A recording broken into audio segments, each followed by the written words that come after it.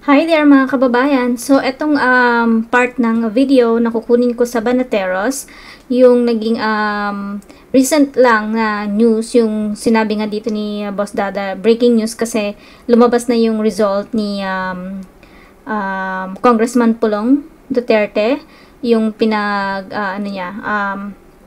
pinagpa-hair follicle, alam nyo na, yung D-test. So panoorin natin, tunghayan natin mga kababayan.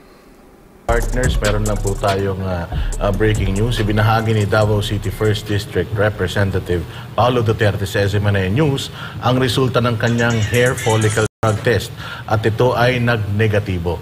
Matatandaan na kumasa si Congressman Pulong sa hamon ni Vice President Sara Duterte na magpa-drug test ang mga mambabatas at kumakandidatong kongresista. Ayun. So kitang-kita naman natin, talagang kita mo, syempre kapag ikaw nagpanukala ka, dapat unahan mo. Oo, ikaw lead by example. Oo, kasi meron siyang panukala na gano'n, and ang talagang alam naman natin ang talagang naghamon kay VP Sara ng drug testing, Banateros, si Doc Lorraine, talagang tayo na yan.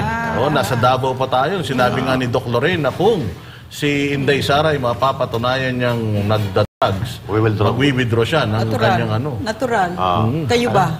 Alam Kung kunyari nag-positive si Inday, syempre ano naman. tingin nyo? Galit tayo sa droga. No way, di ba? Talaga, mark Tsaka my words. tayo, Doc, no, I'm sorry. Yeah. Tayo, kaya natin sinasabi yun, dahil sigurado tayo na magne-negative sila. Ito na nga, si Pulong, kung Pulong Duterte, negatibo. So yan dapat ang tinutularan natin. Ito, masasabi natin na si Kong Pulong ay ligtas na sa kapangyarihan ng droga. Qualified na Qualified, pwede mo siyang pagkatiwalaan. Kasi ang taong may lulong sa droga, hindi niya kayang alagaan ang sarili niya, lalo't lalo pa ibang tao, no, na pinagkakatiwalaan sila. Susunod kaya, Doc Lorraine, yung mga kasama ni Pulong sa Kongreso. Kasi si Migs Nograles, nag-test din siya. Di ba sabay pero sila? hindi lang po ako sure kung sabay sila, pero kung sabay sila, dapat lumabas na rin yung resulta nung kanya. Pero hindi natin alam kung Pero we thank her, di ba? Magaling. Very good for Migs Nograles. Yun ang importante. Magaling. Kasi kailangan mo patunayan sa taong bayan yun. Kasi representante ka ng taong bayan eh. So kailangan talaga, when you represent the people, pag hinihiling ng taong bayan na ipakita mo ito, magbukas ka ng iyong libro, magpatest ka, dapat gawin mo. Correct. Pero nagtataka tayo, itong mga ibang congressman, katulad ng mga young guns, ang dami nilang chechi-bureche.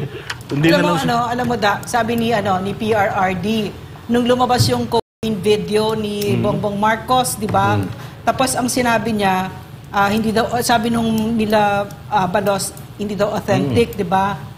Tapos sabi ni PRRD, with all due respect to yung mga nag-authenticate, the best evidence na authentic yung video na yan is the President's refusal to take a hair follicle test. Yun ang sinabi niya. And worst, of his addiction. Yan ang sinabi ni President Duterte. Nako po, Diyos ko po. Trillanes left the group. Ano na Trillanes eh? Ikaw ang ano ng ano dati kay Pulong eh. Pahamon natin sa mga, kahit sa mga senador, lahat na. Ay sorry ha. Pahamon natin sa mga senador at congressman, kung talagang gusto niyo maniwala ang taong bayan na kayo ay malinis, pag-test na tayo. O kasi may kasabihan nga, pag ayaw, may dahilan. Pag gusto, maraming paraan. Maraming paraan. Tama yan. Tama. Tsaka hindi kaya yung mga ayaw magpa-test, baka may mga hawak sila ng mga sindikato ng mga nagbebenta ng droga ng mga lugar-lugar nila. Kaya siguro, kaya ayaw rin nila magpa-test kasi baka masagasaan nila. Pwede. May punto ka. Di ba sabi ni PRRD nung Senate hearing, hindi lang ito problema sa Pilipinas, kundi worldwide, di ba? At saka yung pag-inaral nyo yung drug trade, talaga mula sa simula niya nga hanggang doon sa dumating siya sa Pilipinas, mula South America hanggang sa atin, puro krimen yan, puro karumal-dumal. No? So, wala namang maganda na inudulutan droga. Lahat yan. Bakit ganun? Bakit sinasabi ni General Marbil na parang Ano lang yan, Red Bull lang. Parang Red Bull lang? Parang pang ano lang daw yan. Yan daw Grabe yun, drugs. ano? Pang-energize. Pang-boost lang daw ng energy. Pinagtanggol pa? Hindi ko maintindihan. Aba, matindi. Bakit pataalam ninyo? Parang inano niya, ginastify niya. Oo. Ano yung parang sinabi niya? Hindi masama ang droga. Hindi naman lahat dyan gumagamit ay drug addict. Oo. Parang sinabi niya, ginastify niya. Sinabi niya, kaya sila gumagamit kasi mahaba yung oras nila. Pangtrabaho. So gumagamit So, sila. recreational. So hindi niya ginandahan yung pagkasabi niya. Siguro hindi ganun yung ibig sabihin niya. Pero ang pangit kasi nung med school namin, PNP, Chief Marbil, ang hinihit-hit namin Nescafe, no? Inom lang kami ng kape. Wala kaming at saka ba't mo justify at ginaganyan mo pa parang okay siya, 'di ba? Okay siya parang sa iba. walang parang hindi na siya diba, baka kaya nasabi ni Marbil yun dahil nakokontrol niya yung sa kanya. Pwede, no? Kasi alam nyo, mga gosh. partners lahat ng addict, may dahilan ba't sila nag-addict. Correct. So parang dito, sinasabi ni General Marbil na kapag may dahilan ka, Okay lang yun. okay lang mag-droga ka. Pero kung wala, masama. Hindi. Pag drugs, masama na yun. Kahit na, kaya nga wala yan. Kaya nga pati na dito sa atin, hindi pa legal hanggang ngayon eh. Kasi droga pa din yan eh. Whether recreational, whether medicinal, hindi pa yan na-approve sa atin. So, sa batas, General Marbil, bawal po ang droga. Hindi na natin kailangan pang i-justify yung mga different use ng yung mga walang benepisyo yan sa buhay ng tao. Parang parang sinofen niya. Parang minimize niya na, ayun naman, mahaba kasi yung oras nila, kaya silang naggaganon. Hindi sila addict. Pero totoo yun hindi porket user ay addict. Hindi yun. Pwedeng user siya. Pero parang sinasabi niya, binibigyan niya ng justification. Di ba? Parang pinapagaan. Pinapagaang niya. Grabe hindi. naman kayo sa mga addict, parang ganon. Alam nyo, Sir Marbil, no? Grabe. Kayo po ay pulis, dapat kalaban po kayo ng mga addict. Di ba? Hindi dapat ginajustify. Ito pang-boost ng energy. Katulad na lang alimbawa, gawin natin, bus driver, gumagamit para may energy para hindi sila makatulog. Oras kasi siya magmaneho.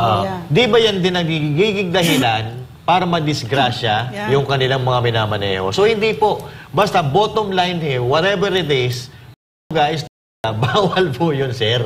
Wala Ibig sabihin nun ibig sabihin pag ako'y magulang naman, yung anak ko nagmamaneho ng maayos, di ba? Pero may bus driver dyan, bus driver na kargado, siya po, di ba? Lumilipad-lipad yung utak. At saka maraming maraming hindi ito kwento na nangyari lang, maraming buhay ang nawala dahil dyan, na mga bata, na mga nanay, may mga mahal sa buhay. Tapos ang sinasabi mo, kasi naman mahaba yung nila. Intindihin na natin. Parang ganun eh. Diba? Law enforcer ka. Hello. Alam mo pagkakasabi niya dyan kasi yung per ora kasi itong mga tao na ito. Ganun, per ora. So ibig sabihin, halimbawa, ang trabaho mo ay per ora, okay na, intindihin ka namin. Ngayon, at least, kasi kailangan mo makapag-uwi ng pangkabuhayan sa pamilya mo.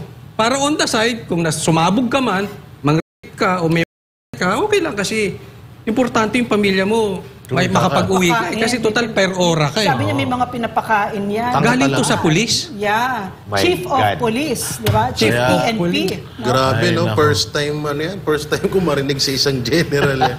Kung nung panahon ni PRRD ay pinupuksa ang mga ngayon, nung panahon ngayon, tinotolerate na. At higit pa sa lahat, pinagtatanggol pa nila. Tingnan nyo sa Senate hearing. Tingnan nyo yung mga witness dyan. O yung pinalaya, si Espinosa. Diba? Ang tawag doon? Siya mismo umamin na Lord siya. Kaya ngayon, talaga natin na kamping-kampi ang gobyerno natin sa mga... Kaya pala, yung pagdroga ngayon, binablog na. Wala naman palang uhuli, okay lang pala yan. Hindi pa siguro nakita ni Dr. Kasi per ora. Hindi pa ba napanood yun, Dr. Lorraine? Yung isang vlogger na binablog niya yung tutorial, Doc. Meron siyang tutorial. Siya, gumaganon. Nalakas ng loob ng Bawal Bawal yun. yun. Pero Sa panahon ni ibig sabihin, Yeah. ganun na nga ngayon. Ayaw papayag dyan. Kasi ang ipinapasa natin ito sa mga anak natin. And I'll tell you, kahit na isang tao lang sa pamilya ang nagdrogas, sira ang pamilyang yan. So, there you go guys, mga kababayan. Tinakal lang nila, very short lang naman yung in-upload ko ngayon regarding lang dyan sa D, yung ipinagbabawal na gamot na yan.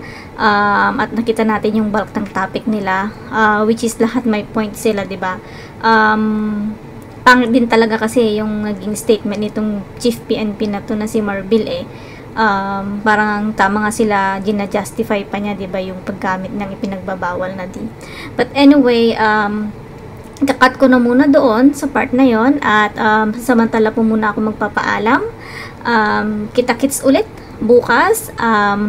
Mag-ingat po tayo lagi at lagi po tayong magdasal para sa Pilipinas nating mahal. Bye!